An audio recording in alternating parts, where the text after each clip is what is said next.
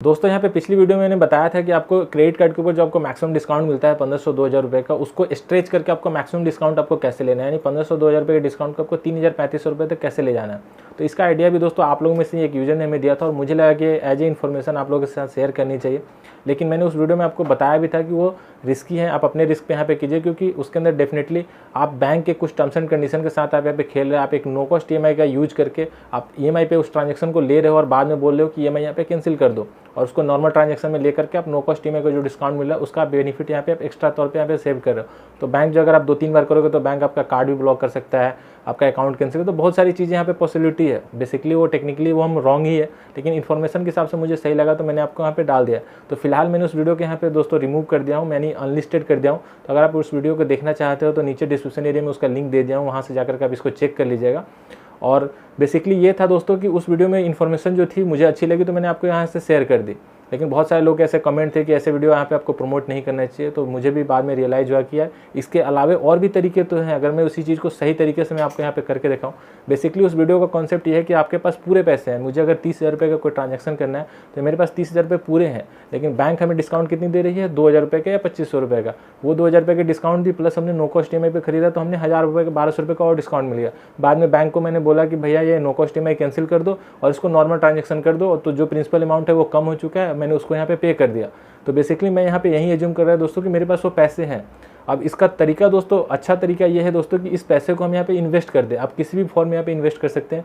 सबसे मेरे हिसाब से तो बेस्ट है कि आप म्यूचुअल फंड में यहाँ पे इन्वेस्ट कर दें। अगर आप पहले से इन्वेस्ट कर रहे होइएगा तो आपको ऑलरेडी आइडिया होगा कि आपके पास कुछ ऑलरेडी पहले से फंड्स पड़े होंगे, तो आपको उसका परफॉर्मेंस आपको दिख रहा होगा यार ये फंड अच्छा परफॉर्म कर रहा है, इसके अंदर हम यहाँ पे इस पैसे को डाल देते हैं। बात यहाँ पे दोस्तों इन्वेस्टमेंट की है, तो ये भी आपके रिस्क के ऊपर ही है। आप अच्छे से पूरा डिटेल में सर्च करके सारी चीज़ें जानने के बाद ही आप किसी फंड में यहाँ पे इन्वेस्ट करें। मेरा डायरेक्ट यहाँ पे किसी फंड को यहाँ पे प्रमोट करना नहीं है।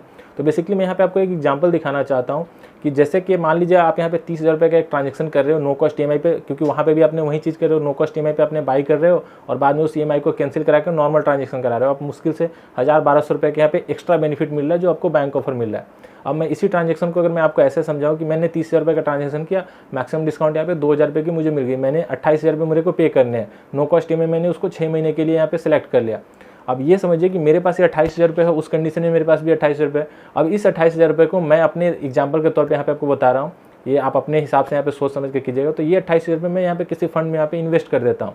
अब यहाँ पे बहुत सारे फंड्स हैं, म्यूचुअल फंड्स से आप यहाँ इन्वेस्ट कर सकते हो। इवन एक छोटे शॉर्ट टर्म के लिए आप यहाँ पे फिक्स डिपॉजिट भी कर सकते हो, RD में डाल सकते हो, जहाँ पे आपको कुछ % यहाँ पे आपको रिटर्न देखने को मिल जाएगा। तो यहाँ पे मैंने एग्जांपल के तौर पे यहाँ पे दिखाऊँ, जैसे मेरे ये म्यूचुअल फंड्स के यहाँ पे कुछ डैशबोर्ड है, यहाँ पे मैं आपको दिखाना चाहता हूँ। 3-4 ये मेरे फंड्स हैं जहाँ पे मैंने पैसे डाल रखे हैं। ये रिकमेंडेशन नहीं है, बस मैंने इसमें डाल रखे हैं, मैंने इसके परफॉर्मेंस देखे हैं तो मैंने इसमें डाल दिए। अब यहाँ पे आप देख सकते हो कि एक जैसे यहाँ पे ICICI का ये प्रूडेंशियल टेक्नोलॉजी फंड है, इसके अंदर मैंने 2 जुलाई को यहाँ पे 40,000 रुपये मैंने इन्वेस्ट किए हुए, और 40,000 रुपये यहाँ पे मैंने अभी आज कितना तारीख है, लगभग 6-7 यहाँ पे 7 अगस्त हो चुका है। तो लगभग ये 35 दिन के अंदर यहाँ पे जो पैसे हैं 40,000 रुपये, यहाँ पे लगभग 3,600 रुपये के यहाँ पे मेरे को यहाँ पे प्रॉफिट मिला हुआ है अभी के टाइम में। और वहाँ पे अगर मैं 40,000 रुपये बाई कर रहा होता तो मुझे कितना मिलता, 1,000-1,200 रुपये एक्स्ट्रा मिलता। करेंटली मुझे 1 महीने के अंदर यहाँ पे मुझे 3,600 रुपये का बेनिफिट मिला हुआ है। तो ये लॉन्ग टर्म में ये और ज़्यादा हो सकता है। अब ऑब्वियसली मार्केट यहाँ पे रिस्क पे है, बहुत सारी चीज़ें यहाँ पे हो सकती है और भी, लेकिन मैं यहाँ पे पॉजिटिव साइड अगर मैं लेके चलूँ तो ये और भी यहाँ पे ज़्यादा हो सकता है। वो कैसे होगा दोस्तों?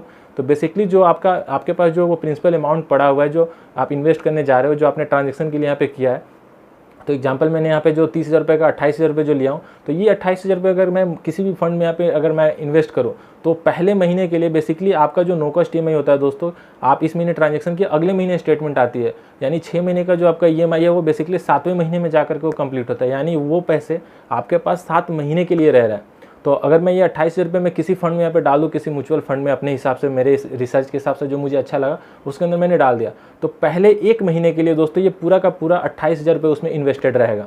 अगले महीने क्या होगा, जब मेरा EMI बनेगा तो उसके अंदर मान लीजिए 5,000 रुपये की EMI बनी, तो मैंने इसमें 28,000 रुपये में से 5,000 रुपये सिर्फ यहाँ पे रिडीम करूँगा और उस 5,000 से वो EMI में यहाँ पे भर दूंगा। अब फिर वो अगले 1 महीने के लिए दोस्तों 23,000 रुपये आपका इन्वेस्टेड है। फिर उसके बाद दूसरे महीने में वापस से EMI मेरा आएगा और वो 5,000 रुपये वापस से निकाल लूँगा। और 5,000 रुपये मैं यहाँ पे बिल पे कर दूंगा। अब वहाँ पे मेरा अगला 18,000 रुपये वापस से 1 महीने के लिए इन्वेस्टमेंट है।